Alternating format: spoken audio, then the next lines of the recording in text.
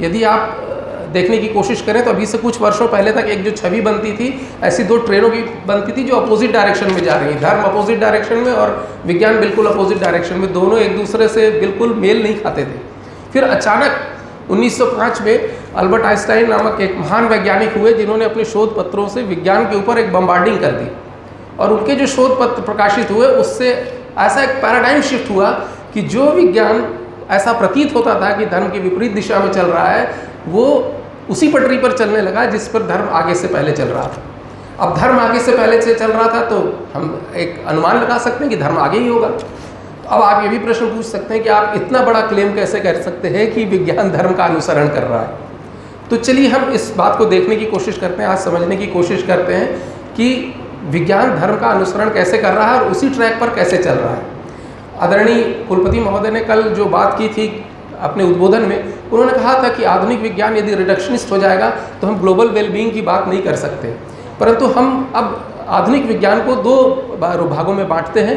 एक Albert Einstein के बाद का विज्ञान जिसे हम न्यू साइंस कहते हैं, और अल्बर्ट आइंस्टीन के पहले का जो न्यूटन जैसे महारथियों का विज्ञान था जिसे न्यूटोनियन साइंस कहा जाता है। तो न्यूटोनियन साइंस के समय में जो वैज्ञानिक होते थे वो पदार्थ पर प्रयोग करते थे। वो ऐसा मानते थे कि वैज्ञानिक अलग है, वो पदार्थ पर प्रयोग कर रहा है और पदार्थ के टुकड़े करते करते अंत में वो पदार्थ के बारे में सब कुछ जान जाएगा। यह एक रिडक्शनिस्ट अप्रोच था और ड्यूअलिस्ट अप्रोच था। लेकिन उसके बाद अल्बर्ट आइंस्टाइन के बाद से अब विज्ञान जो है वो होलिस्ट और मोनिस्ट हो गया है, वो सारी चीज़ों को एक और आपस में जुड़ा हुआ मानता है। तो ये प्रश्न अब हमारे सामने आता है कि यदि धर्म हमारा इतना विज्ञान था, आगे था, तो आज ऐसा क्या हो गया कि हम जब धर्म का नाम लेते हैं तो जो छवि बनती है वो अंधविश्वासों की बनती है या पिछड़ेपन की बनती है। हम इतना आगे थे अगर विज्ञान के क्षेत्र में, तो आज हम कहाँ रह गए, हम पीछे क्यों छूट गए, हमने इनका उपयोग क्यों नहीं किया।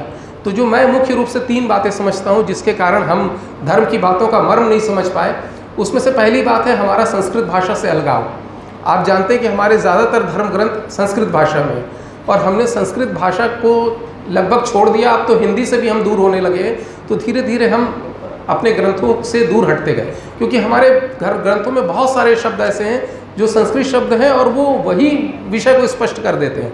मैं कुछ शब्दों का उदाहरण आपको देना चाहता हूँ जो हम रोज़ बोलचाल में बोलते हैं, बातचीत में प्रयोग करते हैं, लेकिन हम उनका अर्थ नहीं समझते। जैसे एक शब्द है ब्रह्मांड, यूनिवर्स के लिए हम ब्रह्मांड शब्द का प्रयोग करते हैं। ब्रह्मांड एक संस्कृत शब्द है।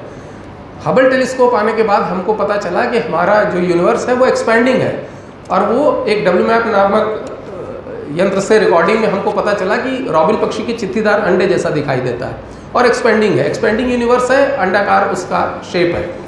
लेकिन जो ब्रह्मांड शब्द है, यदि हम उसका संजीव विच्छेद करते हैं तो वो आता है ब्रह्म और अंड, 2 शब्दों से मिलकर बना है। ब्रह्म एक संस्कृत शब्द है जिसका अर्थ ही होता है एक्सपेंडिंग, और अंड मीन्स अंडाकार। इसका अर्थ है कि एक्सपेंडिंग और अंडाकार था ब्रह्मांड। ये बात ऋषियों को पहले से मालूम थी, इसीलिए उन्होंने यूनिवर्स को ब्रह्मांड शब्द का नाम दिया।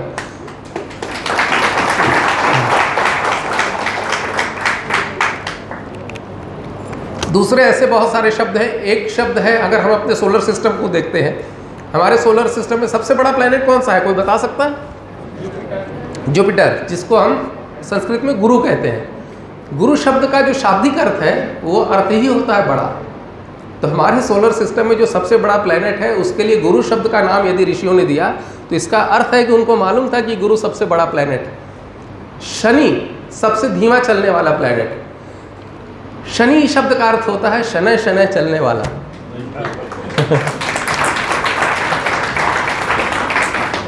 इसका अर्थ है कि ऋषियों को मालूम था कि शनि सबसे धीमा चलने वाला प्लैनेट है, इसलिए उन्होंने शनि नाम दिया। भूगोल शब्द का प्रयोग तो हम कब से करते आ रहे हैं, हमको सबको मालूम है। पुराणों में कथा आती है कि वराह अवतार जब पृथ्वी को रसातल से निकाल कर लेके आए थे तो वो गेंद के रूप में थी। तो इसका मतलब है कि पृथ्वी गोल है, ये बात भी हमारे यहाँ ऋषियों को मालूम थी। और अगर हम संस्कृत शब्दों को नहीं समझेंगे तो कुछ समस्याएं कैसे उत्पन्न होती हैं, हम विज्ञान को क्यों नहीं जोड़ पाते हैं। एक प्रकरण आता है, कुछ आधुनिक भारत के वैज्ञानिकों ने एक अगस्त संहिता में एक श्लोक पढ़ा जिसमें उनको पढ़कर ऐसा लग रहा था कि इलेक्ट्रिक सेल बनाने का वर्णन है, परंतु उसमें जो कंपोनेंट्स थे उसमें एक जगह पे शिखी ग्रीवा शब्द संस्कृत में प्रयोग किया गया था। शिखी ग्रीवा का अर्थ होता है मोर की गर्दन।